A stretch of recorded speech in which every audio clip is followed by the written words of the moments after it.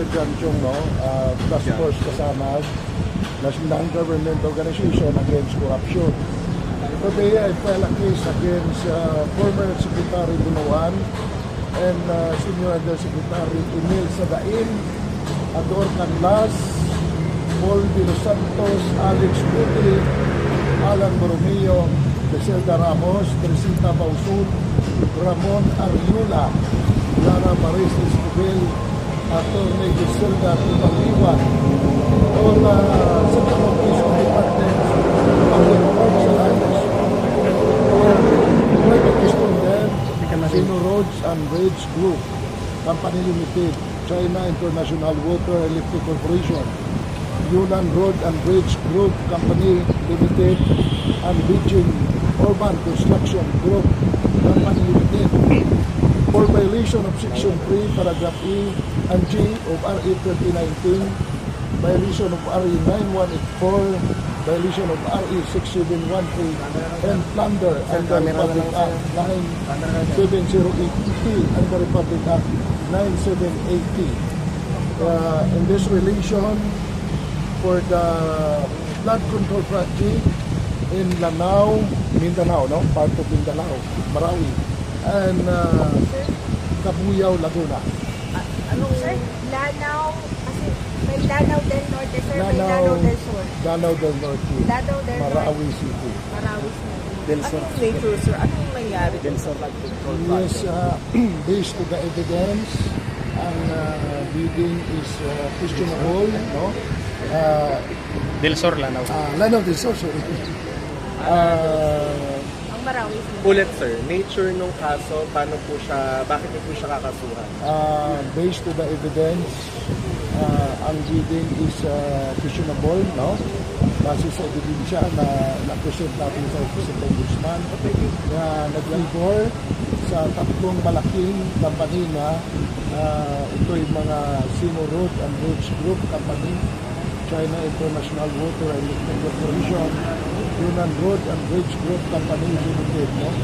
At alleged monopolized by these officers of DPWH of Lanao.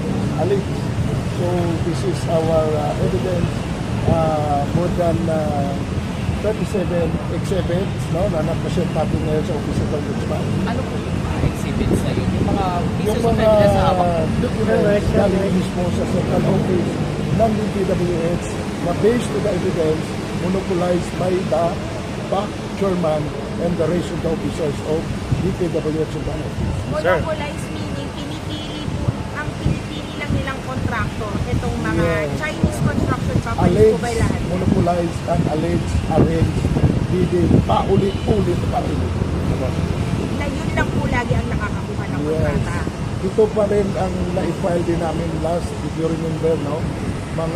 Siguro mga tatlong, mga 30 times pa kami nag-file ng kaso against sa DPWH for arranged bidding pa rin. So 30 times, sir, ito yung pang 30th? 31 na siguro ito. 31 na? Oo, na cases na base sa ebidensya, arranged bidding pa rin sila. Ibig sabihin, may pinipili silang contractor. Base sa ebidensya natin Sir, ngayon. ano pong insura ba yung granted na yan lagi yung nakakakuha ng government project? Ano po bang insura nung mga ginawa nitong mga construction companies na yun? Base sa ating evidence, no, siguro ang makadetermine sila mismo. Pero yung ating nakikita ng ebidensya is questionable and favorable sa kanila ang pag-award, no?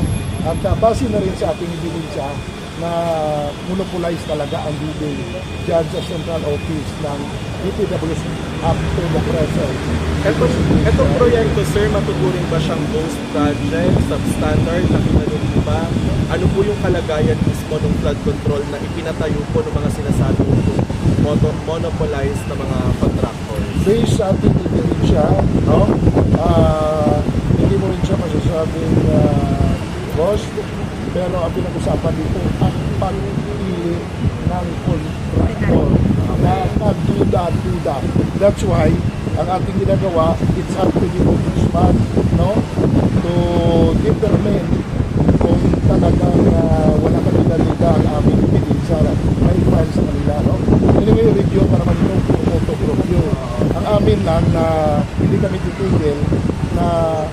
ipafile at ipafile pa rin namin kung anong nakita namin ebidensya. So far, this is a 31 times na nakaso namin sa Office of the Ombudsman. Complaint affidavit, tama, sir. Yes, sir. Affidavit. Complete yan. Complaint affidavit, pasensya na medyo na-delay dahil napakaraming copy ang kailangan ng Ombudsman, more than siguro mga more than 300 plus copy. That's why na-delay kami sa pag-parisig. Sir, may nakita ba kayong connection between dun sa mga may-ari ng mga construction companies saka dun sa mga taga-back sa Peace and Awards Committee? Magkakilala ba sila? Magkaibigan? Magkaklase? Magkamag-anak? Base sa ebidensya na-forward natin sa Office of the Ombudsman, kaduda-duda because of the nature of bidding. So doon lang tayo magbase sa ebidensya na i-present namin. No? Kasi mahirap mag-speculate about the relationship. But the way I look the evidence, questionable talaga. Negotiated procurement po pala. Negotiated procurement. Hindi siya public bidding. Public Yung mga bidding. naukuha nila. Public bidding naman. Pero Nakakapagtaka na sila lagi yung nananalo. Yeah. So, ang documentary evidence nyo, galing mismo sa, DPWH. ano po yung mga, sample Mga na exhibit documents? namin yung kanilang pag-ibig awards, no, projects, no, then picture sa kanilang pag-present sa projects, no, and then mga project proposal, everything, no, mga program awards, no, napakarami ng ebidensya natin. Ilan lahat sir yung nakuha ang kontrata nung apat? Mga 2 billion, more than 2 billion. 2 billion Ah, yung amount ng Yes, kontrata. Pero ilan yung kontrata sir? based to the evidence natin, Ilan no, yung kontrata? Ilang project? Yung dalawang kasam- project lang, ma'am. dalawang project, Yes, yung 2 billion. Yes. Isa sa Laguna at isa doon sa part ng Lanay. Thank you, sir. Sir, picture ka lang namin. Tanggal daw ng mic. Okay.